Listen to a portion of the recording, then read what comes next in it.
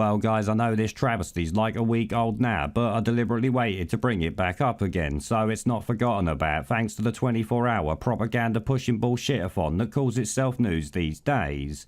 Then join the dots. That's called climate change. It's not the fact that these places don't get hot weather in the summertime at peak. Of course they do. We know that. That's what people go for their holidays for. Yeah, it's absolutely frightening when we start looking at some of the values that we're seeing. I mean, these are near record-breaking already and could well break the records next week. So reds and the blacks on the chart there. And North Africa too, also intensely hot. There, they could possibly get 50 degrees as we go into next week. Truly terrifying. This topic is actually something we've spoken about many times on this channel, as of many others, which it seems has got the parasites that be a little concerned. It's afraid. It's afraid! In fact, it's got them so concerned that they're now openly proving that lies, damn lies and statistics is a real bloody thing. I mean, changing the ONS death figures and how they're worked out to a way that even professors of evidence-based medicine can't work out pretty much proves that to me. I don't know about yous lot. Now, I'm not going to sit here and pretend that I understand how they've managed to fiddle the figures that essentially drops 2/3 of deaths, despite the fact it will never change the amount of people that actually died. Not even Diane Abbott and her mathematics could fucking do that.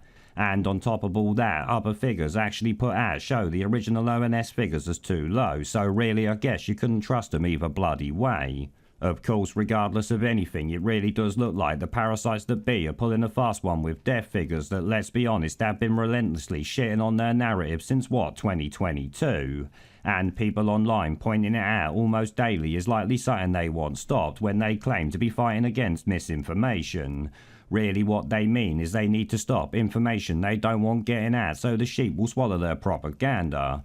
Undermining of mainstream media. There are the conspiracy theorists, there are the social media drivers who are trying to do everything they can to keep people in their little filter bubbles, to prevent people from actually agreeing on a common set of facts, the way, the CBC and CTV, when they were our only sources of news, used to project across the country at least a common understanding of things.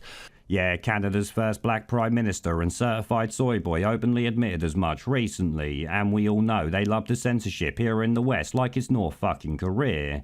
In fact, give it a few years, you might want to go North Korea for a holiday away from tyranny. It's getting that bloody bad. But on a more serious note, this for me though is just yet more proof that these scumbags can't be trusted and will do anything to keep the narrative they want to push. Yeah, imagine my shock.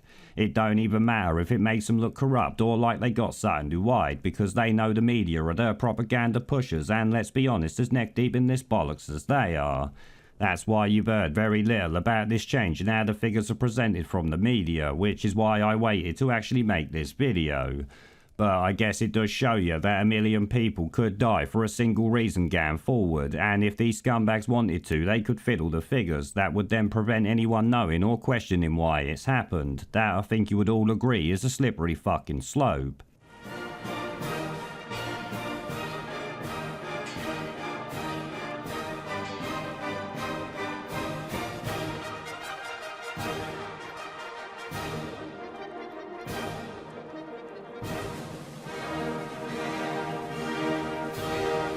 Pandemic. Where